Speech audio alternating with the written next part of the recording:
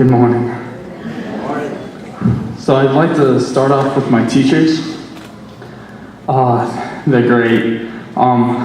We had a senior dinner the other night, and I gave a lot of credit to them already. I'd like to give them some more because, especially this year's teachers, 6 APs, y'all gave me way too much work. But I'd like to give 4 special thank yous to certain teachers. First, I'd like to give Miss Gerber. She was one of my first teachers who came in there, taught me how to write, helped me a lot with English, which took up to Mr. Bryan to really get a good one. And then next, I'd like to thank Miss Ackerman. She stuck with me for 4 years, had to put up with me, had to do some stuff, but man, we had some fun times. This last year was awesome. Senior class of 20, oh my gosh, that 5 people in a class, that's where it's at right there. Then I'd like to thank Mr. Bryan for being the best English teacher that I've had, and those nature walks soothes the soul.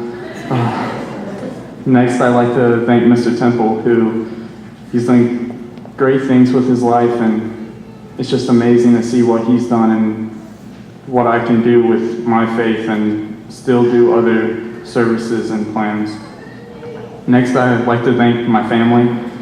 I'd like to first thank my general family, just all aunts, uncles, to show how you can live a great life and be a great family, and sometimes you gotta forgive each other even though if you were the first to throw the punch, but look, it's great to have a family and just forgive and kind of do what's best and try to keep that because it's great.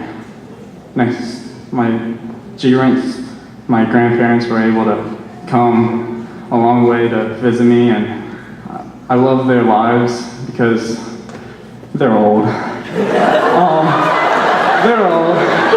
They've lived long, good Christian lives, and they've worked hard. My granddad never gone to college. He's worked his whole life, and he had all of his children and my grandma in school at the same time, and he's working hard, and my grandma, who's just worked hard her whole life, and I love that, how they've lived good Christian lives. I like to thank my 2 siblings, my brother and sister, who, one, my sister riding in the car singing every day, and my brother, who we can wrestle around and play Legos with. I like to thank my mom for being a nurse and always being there for me, being able to heal me up and stuff like that, give me good advice, some girl advice too, that's always nice. Dad, you picked a good one. I'll have to give you a good nurse.